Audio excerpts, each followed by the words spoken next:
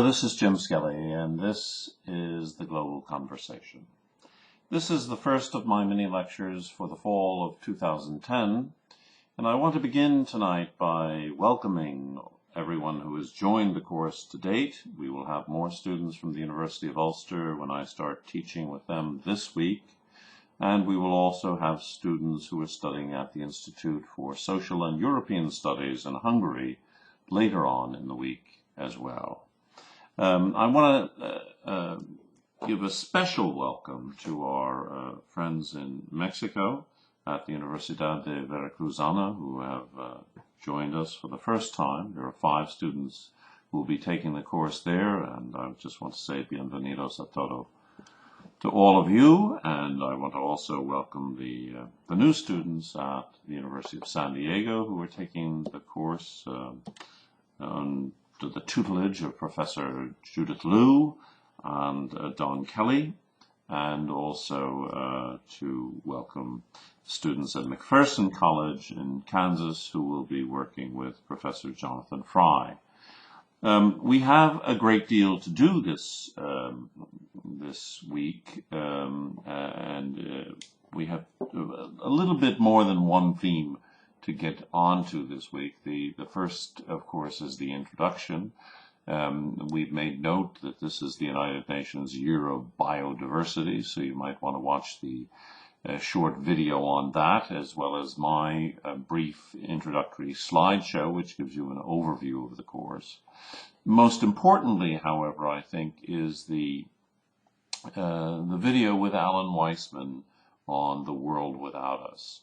One of the things that this video does is build on what Weisman discusses in the textbook, which, as I suspect most of you know, is one of the required texts for this course. The reason that we think that it's important that you read this text, The World Without Us, and watch Weisman's discussion of it is that it helps you to understand. It's basically Weisman essentially said to himself, let's have a thought experiment. What if tomorrow there were no humans on the planet? One of the things that you recognize when you read this and listen to Weisman is that we have had just an enormous impact, much more than any of us, I think, consider on a daily basis. The impact that humans have had on the planet is extraordinary. Quite a bit of it, as we will discuss, is not so good. Some of it is okay, and some of it, of course, is quite good.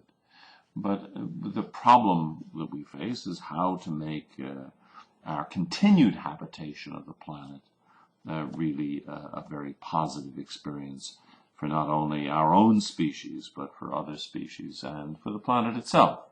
So one of the things that we'll also be looking at this week is in section 2 of the course, where the theme is humans, our bodies. And there it is, I think, very important to watch the video 10 Americans. I'm going to come back to it in a little bit as well. 10 Americans is important because I think it will really make you wake up and say, oh my goodness, I guess I've got some Teflon in me, as well as the people they're talking about in the videos. Teflon, Scotchgard, flame retardants. It's probably in all of our bodies by now. And the short video, Slow Death by Rubber Duck, is another expression of this problem. And so the problems we're dealing with in the course are not just problems that are out there. They're also problems that are in us. And the consequences could be that they will get worse over time, and that there'll be greater and greater problems for humans as they take things into their bodies which they shouldn't.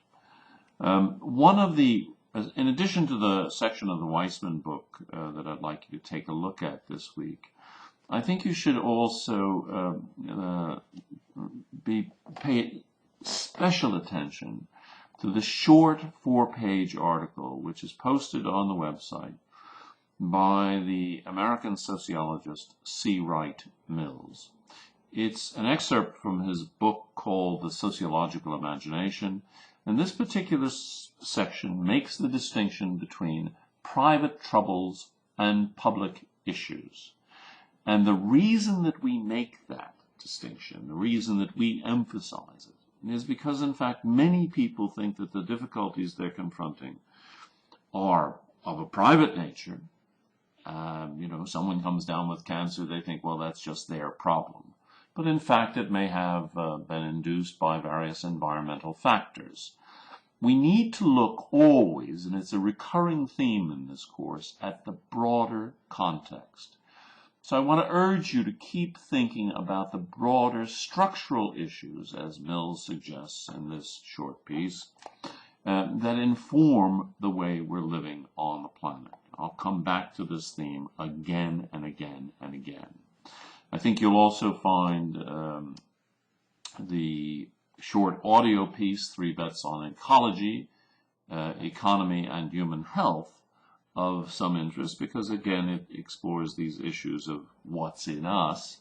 It's an interview with Sandra Steingraber, whose work is also in the resource library just off to the left. If you click on the plus button, you'll see some other things, including an article by Sandra Steingraber on the very topic that she's talking about. There are also some other recommended readings there, the body burden of teenage girls because of the use of hormone-altering cosmetics. And then, of course, Mapping the Pollution in People, a piece by Sarah Corbett. Now, I also want to bring to you, and I will do this every time I post a mini lecture. I hope that I'll be able to post one on Sunday evenings or on Mondays. But I want to bring to your attention a number of pieces, and I will send along the URLs, the web pages for this. Some of you may not have seen the television chef whose name is Jamie Oliver, but perhaps some of you have. He's quite famous in the UK, certainly, in the United Kingdom, Ireland, and to some extent in the United States. You may all have heard about Jamie Oliver breaking down in West Virginia, where obesity is quite a problem, and he just found that people there didn't understand what it was like, or what it would be like if people ate in a healthful manner. Now, we have a section of this course that's devoted to food issues, but I think it's one of those things that we may come back to often in the course, and not least because one of the teaching assistants, Jenna Goodhand, who's from Canada and is now working and studying at the Institute for Social and European Studies in Hungary. That was almost an interesting slip of the tongue, wasn't it, in hunger. She's quite interested in food issues and is in fact beginning to sketch out a separate course that would deal with food as the principal focus. Now, in today's Observer newspaper out of London, there's an article about Jamie Oliver and the program that he started, which is called the Ministry of Food, because what he wants people to do is to think about how we're eating. He thinks it will make for deep cuts in the necessity for medical insurance, and people just are not taking care of themselves with regard to what food they're putting in their bodies, and thereby they are having more and more health problems.